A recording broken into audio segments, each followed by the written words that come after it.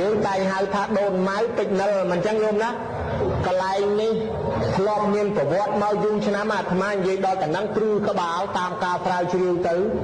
ចង់និទានជូនញាតិញោមសង្ខេបបន្តិចបន្តួចដែរប៉ុន្តែសូមអភ័យទោសអំពីម្ចាស់កម្មសិទ្ធិបញ្ញាអស់លោកអ្នកស្រាវជ្រាវមិនមែនជារំលោភបំពានទៅលើកម្មសិទ្ធិបញ្ញាទេគឺថាសូមសម្ដែងនិទានជូនក្មេងខ្មាំងជំនាន់ក្រោយឲ្យដឹងពីប្រភពប្រវត្តិខ្លះនិយាយតាគាត់ចេះហើយម្យ៉ាងទៀតទៅក៏សូមអភ័យទោសអំពីអមនុស្សអ្នកមានបារមីខ្លាំងតកែនៅកន្លែងនេះទាំងអស់ក្រែងអាត្មានិយាយទៅវាខុសពីការពិតជាឯកសារស្រាវជ្រាវចេះដឹងបានមកទេ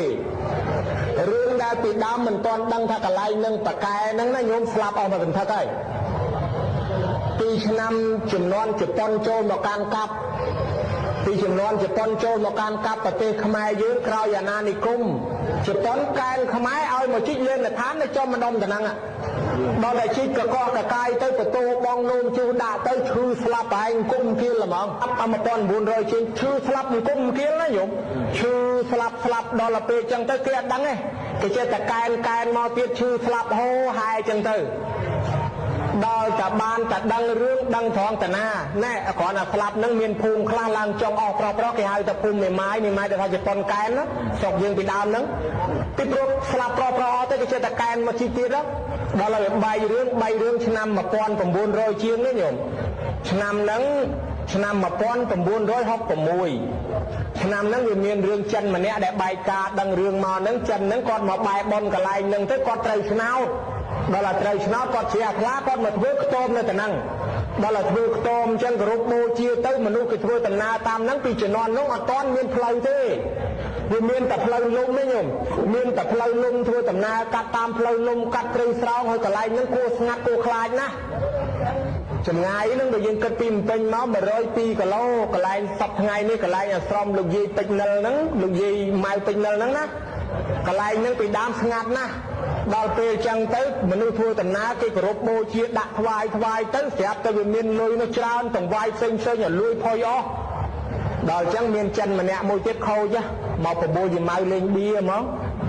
យកបៀមកដាក់ទៅឃើញលុយច្រើនលេងដំបងធ្វើឲ្យចាញ់លោកយាយបកែលេងឈ្នះរហូតចេះតែពីលេងឲ្យចាញ់ហើយសូមអភ័យទោសដែរលោកយាយម៉ៅគេលោថាទួលពាក្យទៅខុសឆ្គងអីអាហ្នឹងសិក្សាតាមប្រវត្តិសាស្ត្រទេសូមអភ័យទោសផ្ទាល់អំពីបារមីខ្លាំងបកែនៅកន្លែងហ្នឹងណាបងសំដែងជូនញាតិញោមពុទ្ធបរិស័ទឲ្យស្គាល់ប្រវត្តិទៅហ្នឹងបន្តិចទៅចុះស្រាប់ដល់តែលេងយូរឈ្នះវិញឈ្នះលោកយាយវិញឈ្នះអូលោកយាយចាញ់ខ្ញុំលោកយាយចាញ់ខ្ញុំឈ្នះដល់ល្អប្រមូលលើលោកយាយទៅពេញអស់ទៅលុយកាក់ពីដើមប្រមូលទៅអស់លោកយាយខឹងសបាធ្វើឲ្យឈឺស្លាប់តន់ហន់ព្រាមដល់អញ្ចឹងមនុស្សឃើញតែប៉ុណ្ណឹងរឿងខ្លាំងបកែចេះទៅជឿតាមដល់តែជឿអញ្ចឹងទៅគោរពបូជានឹងវាកាន់តែច្រើនដល់តែពេលធ្វើផ្លូវហ្នឹងកាប់បារាលផ្លូវហ្នឹងយើងដឹងឈ្មោះតាអង្គណាញោមណែអញ្ចឹងឈ្មោះតាអង្គប្រពន្ធគាត់ឈ្មោះយីសៅមកចូលរូបយីសៅហ្នឹងទៅបានដឹងសួរថាម៉េចដឹងយើងដែរស្គាល់យើងដែរបានថាជី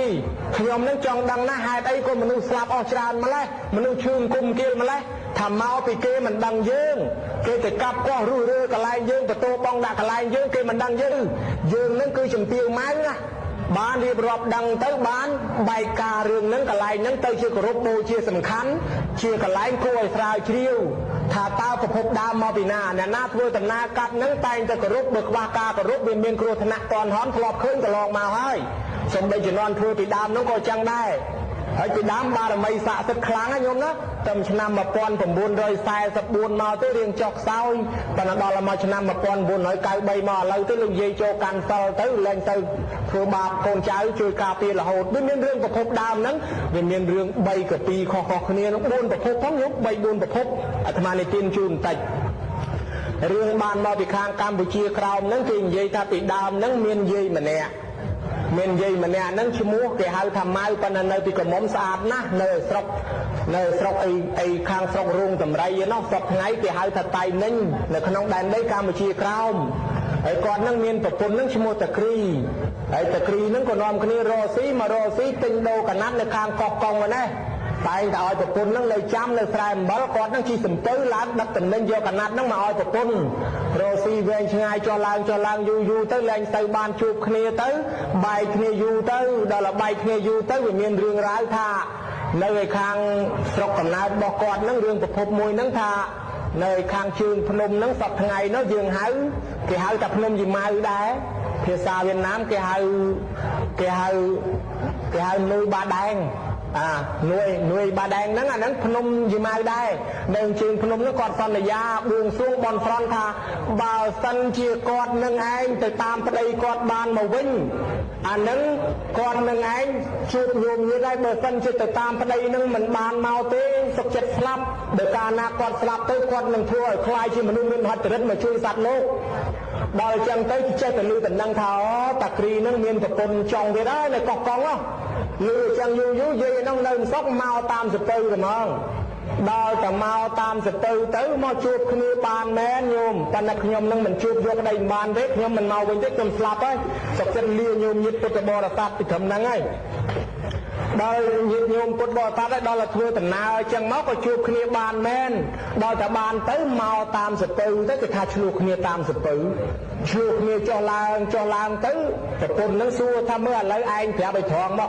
để sân chỉ ai nâng miên tập quân trong các bọc nhôm men thì bị thòng đó bên này dây tam trống là nâng rụt luôn đó bên này dây mình tròn thế dương nâng lịch sập tư flap từng ngọc đi thì nóng chưa ta chạm vào đôi tam tập quân tới không biết cái ông miên tập quân trong cái nào thế sẽ lanh cho này mùi nâng đó là chẳng hai cái đặc kỵ son gia và phần nâng nhiều mất sau sư của một thằng một bọ sập tư nâng bạc bay lịch không ba từ một liền tư slap tư xả sọp lục gì nâng còn đá từ đó cái lanh xem bao cái lanh trăm nâng ọt miên khơi hai mình khơi soi vậy tê chẳng tay nhôm như đây nâng riêng tập hộp mùi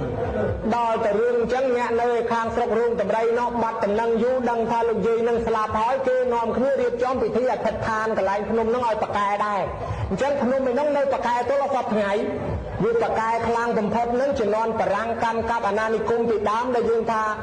khang đu chân dương tram bát bạc răng cho một can cáp miền An Nam miền Việt Nam dương nâng miền trên trên An Nam miền cầu sang xin miền Lái miền Campuchia dương chỉ đám nữa bạc răng ho anh có pe mình lon phun nâng nó nhôm thề châu nó phun nâng bạc rọt khơi đấy năm bát to mà tiếp từ hiên bạc răng nâng ba cả dương ho chấm băng nữa từ mình lon từ nơi phun nâng tiếp dương ho chấm băng nâng thề bạc châu nó phun nâng rọt khơi tiếp bạc răng khaiจะมองđó là chỉ con can cáp có khai đó là năm một con tầm buôn rồi sai cái tầm buôn của cô đàn đây cô sang xin nói tới Việt Nam ca phía đây nâng tục nó mình nói mình từ cáp đàn xuôi cái này nó cái phụ chỉ con phụ bạc răng từ cáp vô nó phụ từ tí phụ chỉ con nhúng ngọt làng riêng khla ru khlaแต่การคลับเพียงโดยฉันที่กาตีกับไรนั่งในสระสต๊อกสับไงนั่งอ่ะหลายกับนุ่มยิ่งมานั่งมาแต่ไม่ติ้งที่กับไรนั่งเต้ยมวยนั่งเรื่องตกหกมวยนะโยมนะก็ไปชอบจังเต้ยฮะเรื่องตกหกมวยตีตกหกมวยตีลูกตาวอดยืนนั่งนะเมียนภาษานะโดยที่ลูกตาเขียวล่างจังโยมนะเมียนภาษาลูกตาวอดติงนั่งกอดบานเมียนภาษาปรับเนี่ยสายชิวนั่งเรื่องในเตียนนั่งจะเดียงขึ้นเนี่ยจังได้ตอนทำมันเมียนภูมิสระประกอบได้ทำเมียนเนี่ยจำนวนมันเนี่ยนั่งชั่วโมงตะครีหอยนั่งยิ่งมาชั่วโมงตะครีนั่งยิ่งมานั่งกอดโรซีจำนวนชวนแปรโดยเนี่ยจังไปคางกอกองในติงกันนัดติงไอจังโดยจะอยู่ใต้โรซีการดำเนินบานลางเตร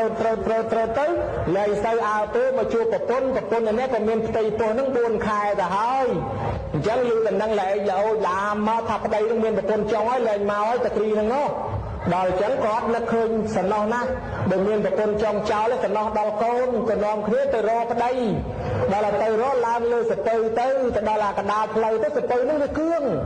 เราเครื่องเก็บซองรอเก็บขาประกอบที่มันมนุษย์เงยบุญได้ที่เพื่อจุ่มเนื้อมนุษย์จะนอนนั่งมนุษย์เงยบุญนั่งตะกายโยมที่เมาใจนาเด้ที่มันเอาชีตุกที่มันเอาฉลองตะเลที่ชีไปเซ็ตตัวน่ะทำไมกลับดังตอลผู้เวทตัวนั่งดาวมาชุดมนุษย์เงยบุญนั่งบะเตยเลยรู้จ้ะมนุษย์เงยบุญที่มนุษย์เงยใส่โต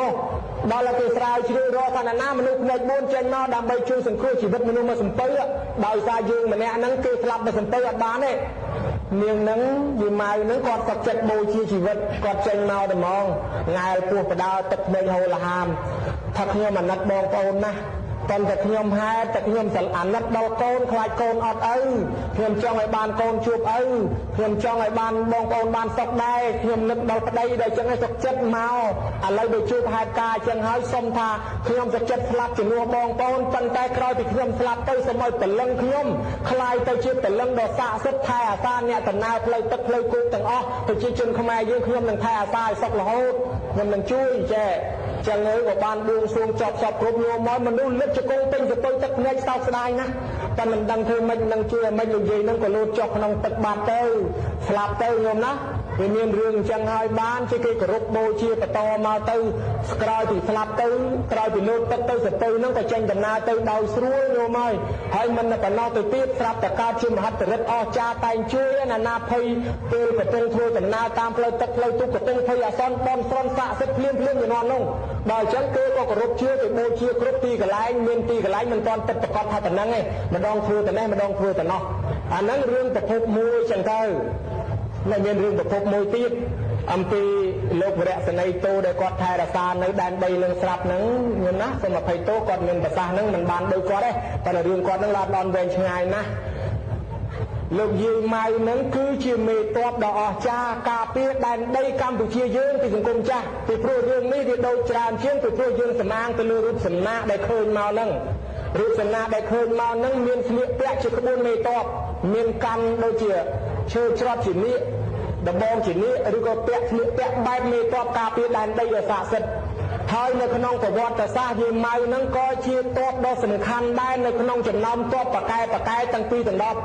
មានមេតបពីសម័យលង្វែកមេតបខ្លាំងបកែពីរដណ្ដប់នាក់ក្នុងហ្នឹងមានយាយម៉ៅនឹងមួយដែរហើយជាពិសេសដែនដីកំពង់ស្ពឺយើងមេតបសំខាន់ច្រើនណាស់ញោម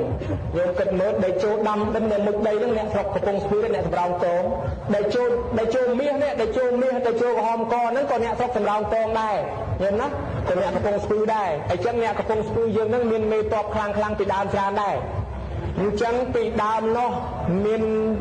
មានសត្រូវបៀតបៀនលោកលើប្រទេសយើងជាពិសេសគេវាយយកខេត្តកោះកុងសត្រូវនេះខ្ញុំណាសត្រូវប្រទេសជិតខាងខាងលិចហ្នឹង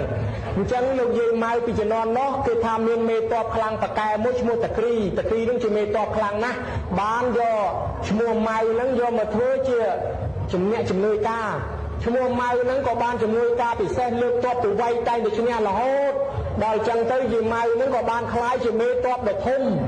ក្រោយតែពីតាគ្រីនឹងបានស្លាប់ទៅយាយម៉ៅនឹងក៏បានធ្វើមេតបដ៏ធំខ្លាំងបកែការពារដែនដីទៅភូមិភាគខាងហ្នឹងសត្រូវលោកលើច្រើនសារលើអត់បានទេយាយម៉ៅនឹងគាត់ចេះមុនអាគមណាគាត់ជប់តែស្លឹកឈើជប់តែស្មៅនឹងស្លឹកអំពិលធ្វើជាតបវាយទៅហ៊ានបានតែហ៊ានបរទេសលើកមកវាយអីមិនក៏មិនឈ្នះដែរញោមមានពេលខ្លះគេលើកមកតាមសទៅណាទៅជួយតាមសទៅនឹងទៀតដល់ទៅមានអាកន្លែងកោះខ្មោចនៅសមរភូមិគុំគៀលយាយម៉ៅលេងល្បិចតែឆោតឲ្យតែហ៊ាននឹងចូលមកកន្លែងហ្នឹងមានអាលិចទុកវាយតលិចសទៅហ្នឹងតែឆោតឲ្យសត្រូវចូលមកស្លាប់រំគុំរំគៀលលោកយាយហ្នឹងគ្រាន់តែរៀបក្បួនតង្វាយនៅលើភ្នំហ្នឹងឲ្យឡើងឈរចង្អុលថាសុំឲ្យលិចសទៅលិចអស់សទៅសត្រូវហើយចឹងវាយតលឈ្នះពីជំនាន់នោះមកមានដេកជះបារមីខ្លាំងបកែខ្លាំងក្លាណាស់នៅក្នុងដែនដីហ្នឹងបានជាគេហៅថាមេតបលោកយាយម៉ៅហ្នឹងហើយកន្លែងតប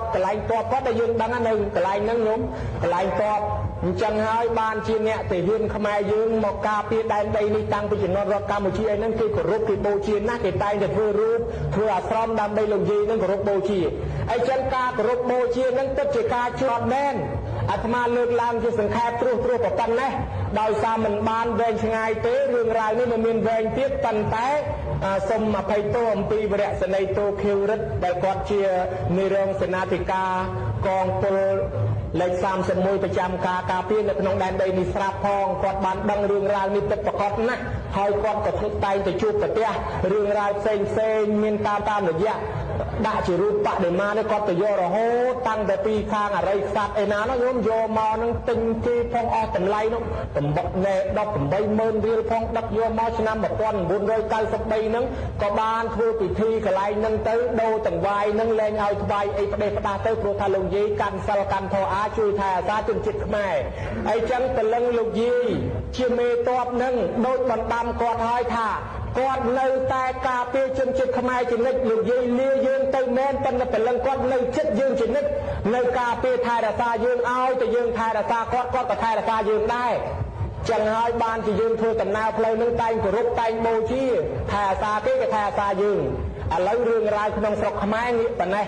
បែរមកអ្នកធ្វើបុណ្យនឹងបើយើងគិតតាមពុទ្ធសាសនាចំមុខពុទ្ធសាសនាញោមរឿងកាលយកណីចំណាស់កាលយកណីញោមចាំមើលណាពីដើមប្តីប្រពន្ធ2នាក់នោះវាចំណែនគ្នាអាប្រពន្ធនឹងវាអត់មានកូន ម្ដាយក្មេកខ្លាចអត់ញាក់តពូជទៅរកប្រពន្ធចុងមួយទៀតយកមកឲ្យកូនដល់ប្រពន្ធចុងវាមានកប្រពន្ធដើមចំណែន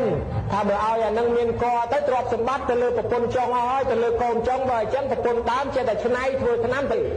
តម្លាក់ទៅនាងប្រពន្ធចុងហ្នឹងនាងប្រពន្ធក្រោយហ្នឹងដឹងខ្លួនហ្មងចងកម្មពី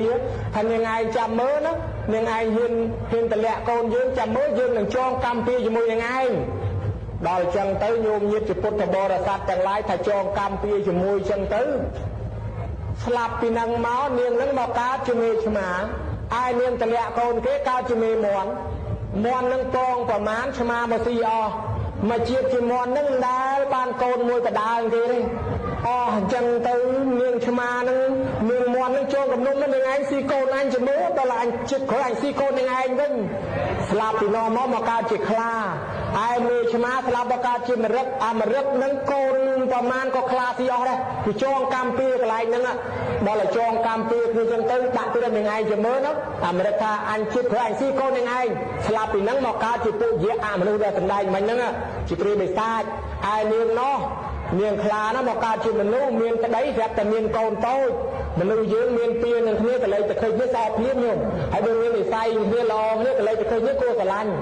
ហើយអ្នកទាំងពីរកន្លែងឃើញនេះស្អប់ហ្មងហើយយើងមើលអាមនុស្សមិនឃើញទេប៉ុន្តែពួកនឹងមើលឃើញយើងដល់មើលឃើញយើងស្អប់យើងស្អប់យើងហ្នឹងតែដើមយកកូននឹងស៊ីសិនហើយតែដេញតែចេញឲ្យឃើញភ្នែកស្រស់ញោមចេញឃើញភ្នែកស្រស់មាននឹងរត់យកកូននឹងទៅថ្វាយព្រះហ្មងរត់ដល់វត្តចិត្តគុណដាក់កូននឹងមុខព្រះថ្វាយព្រះខ្វាយគុំអញ្ចឹងទៅអាមនុស្សហ្នឹងអត់ហ៊ានលូកយកទៅដាក់ទៅព្រះអត់ហ៊ានលូកយកអត់ហ៊ានទៅបានព្រះអង្គសម្ដែងថាឲ្យឈប់ចងពៀននឹងគ្នាទៅឈប់ចងពៀននឹងគ្នាថាពៀនមិនអាចរងាប់ដោយការចងពៀនទេដល់តែនាងនឹងស្ដាប់ធម៌បានទៅលែងចងពៀននឹងគ្នាស្រឡាញ់រាប់អានគ្នាជាពួកម៉ាមួយមនុស្សមួយយៈតន័យពួកម៉ាដែរមួយមនុស្សមួយព្រាយបិសាចតែចឹងធ្វើម៉េចបានមនុស្សនឹងធ្វើអាស្រមធ្វើខ្ទមនឹងឲ្យជ្រកកោនខ្ទមនឹងនៅចឹងទៅបានខ្ទមបានឲ្យជ្រកទៅមនុស្សនឹងតែងយកសំណែនយកទាំងវាយមកដាក់ថ្វាយទៅមាននឹងក៏ជួយមនុស្សដែរឆ្នាំនេះមានទឹកធំមកបងប្អូននេះកុំធ្វើស្រូវធានាមកបញ្យល់សពមកប្រាប់គេចឹងគេមិនធ្វើធានាគេធ្វើទួលបានលន់ហើយឆ្នាំនេះខ្វះទឹកហើយបងប្អូននេះរកធានាទុកទឹកគេមកធ្វើតាមបានលន់ដល់តឡើងស្រែមកពីបានស្រូវគេតែងទៅធ្វើបន់ដាលៀនគេធ្វើបន់ជប់លៀនដល់យើងនឹងទៀតញោមក៏ដែរកំសាន្តភូមិទៅវាកើតមកមានប្រវត្តិជួយធ្វើទៅវិញទៅមកហ្នឹងយើងជួយគេជួយយើងមិនចឹងញោមណាបើអញ្ចឹងហើយកន្លែងដែលមានមនុស្សបៀតបៀនមានតែធម៌មានតែបុណ្យនេះដូចក្រុងវេសាល័យអញ្ចឹងក្រុងវេសាល័យមនុស្សចូលទៅអុកលុកទិញហ្នឹងណាញោមមនុស្សកើតអសន្នរូបផងអត់បាយស្លាប់ផងបានធម៌ប្រពុតទៅសម្ដែងក្នុងកាលនោះមនុស្សបានស្ដាប់ទៅជ្រះថ្លាណាទេវតានឹងរត់ចេញអស់លែងបៀតបៀនក្រុងវេសាល័យរុងរឿងរីកចម្រើនអញ្ចឹងទៅហើយអញ្ចឹងបានយើងគោរពបូជាធ្វើបុណ្យបួងសួងសុំសន្តិភាពឲ្យយើងបានសុខបានចម្រើនដោយគេឯងអញ្ចឹងដែរញោម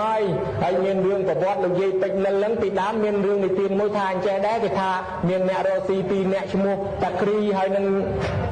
យីម៉ៅហ្នឹងធ្វើដំណើរកាត់ហ្នឹងមកហូបបាយទៅគេថាមានតម្រៃមកវងមកព្រិចយីម៉ៅហ្នឹងក៏ស្លាប់នៅកន្លែងហ្នឹង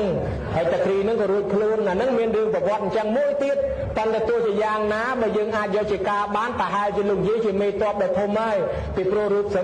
ចម្លាក់ហ្នឹងដែលយើងឃើញមានរូបតាគ្រីមានតែមុខវត្តពេញនៅមួយទេសតប្រមាណមិនមានទេមានតែរូបលោកយាយម៉ៅបើអញ្ចឹងទេបារមីទស្សបរមីថែរក្សានៅកន្លែងហ្នឹងជួយដីបាច់ថែរក្សាសកលកម្ពុជារដ្ឋដែនដីកម្ពុជាយើងផងកាលពីជំនាន់លោកយាយនៅជាមេតបការពារដែនដីយើងមានឥទ្ធិពលយ៉ាងណាសពថ្ងៃសូមឲ្យមានឥទ្ធិពលយ៉ាងនឹងដែរដើម្បីកុំឲ្យសត្រូវណាឈ្លានពានយាយីបានឲ្យសោះទាំងពុទ្ធបរិស័ទសូមឲ្យសមស្របជួយប្រទះទៅនឹងពុទ្ធពរទាំងឡាយ4ប្រការអាយុវណ្ណៈសុខៈពលៈដោយសេចក្តីប្រាថ្នាញោមញាតិជាពុទ្ធបរិស័ទទាំងអស់ដែលបានមានទិដ្ឋិជ្រះថ្លាធ្វើបុណ្យនឹងបានអានិសង្សច្រើនណាស់ជាពិសេសគោរពដល់ទេវតាអ្នកណាមិនគោរពអើពើដល់អាមនុស្សដល់ទេវតានឹងបានជាជំនាន់ដើមនឹងវារាំងភ្លៀងវាមានរឿងណាញោមរាំងភ្លៀងឆ្នាំនេះខ្ញុំនោះស្ដេចមិនគោរពអាមនុស្សអីសោះរាំងភ្លៀងរហូតដល់មនុស្សងាប់អង្គមគាសត្វងាប់អង្គមគាបាក់ប៉ាននៅហ្នឹងទេវតាជំនុំគ្នាថាគ្នាយើងអើយមនុស្សនោះទឹកលំបាកខ្លាំងទៅជួយផងគេឲ្យទេវតា2អង្គប្រែកាឡាចុះមកប្រែកាឡាទេវតាមួយប្រែជាមនុស្សទេវតាមួយប្រែជាឆ្កែធ្វើជាអ្នកដើរសុំទានគេ សុំទានទិញភូមិគ្មានពីណាដាក់ទានសោះអូគេលែងចេះធ្វើបុណ្យហើយគេលែងគោរពទេវតាគេលែងគោរពអីចឹងបានវាអន្តរាយកើតឡើងក្នុងនគរទៅដល់វាំងហ្មងទៅដល់សុំក្នុងវាំងគ្មានពីណាឲ្យសោះស្រាប់តែទៅសុំស្ដេចសួរតែហ្មងឃើញចាស់ជាងគេមើលលោកតាអាយុវែងច្រើនចឹងដឹងណាខ្ញុំឆ្ងល់នេះហេតុអីបានជាប្រទេសយើងនឹងវាប្រែប្រួលទៅជាបាត់ប្រភពផ្សេងរាំងភ្លៀងរាំងអីខុសរបៀបអញ្ចឹងចៅហើយតាក៏មិនដឹងដែរប៉ុន្តែប្រហែលជាមកពីស្ដេចនគរនឹងលែងគោរពបូជាទេវតាលែងគោរពធ្វើបុណ្យទានសង្គ្រោះគ្នាហើយក៏មិនដឹងយ៉ាងបានជាអញ្ចឹងតែលើយើងបានគោរពបូជាដល់អមនុស្សទេវតានៅកន្លែងហ្នឹងមែនខ្ញុំមិនដែលគោរពអីផងខ្ញុំរៀនទេវតាចេញអស់ហើយអូបើអញ្ចឹងកើតរៀបចំគោរពវិញទៅចុងស្រាប់តែស្ដេចបញ្ជាឲ្យគេរៀបរៀងទេវតាឡើងវិញគោរពបូជាក៏មានភ្លៀងធ្លាក់ជោគជាំមកភោគផលដំណាំបានគ្រប់គ្រាន់មកបានជាវាកើតជំនឿនឹងគោរពទេវតាមានរៀងទេវតាតហោហែមកទល់សពថ្ងៃនឹងអញ្ចឹងទៅហើយអញ្ចឹងអានិសង្ឃនាំឲ្យសុខនាំឲ្យចម្រើនដូចសេចក្តីប្រាថ្នាគេធ្វើបុណ្យចង់បានសុខហ្នឹងហើយប្រគុណម្ចាស់ការសំដែងធម៌ប៉ុណ្ណេះខ្ញុំកណាហើយប្រគល់ឲ្យប្រគុណម្ចាស់ប្រគេនពរជូនញាតិញោមជាពុទ្ធបរិស័ទឲ្យបានសុខចម្រើនតទៅទៀតចុះសូមនិមន្តជ្រាប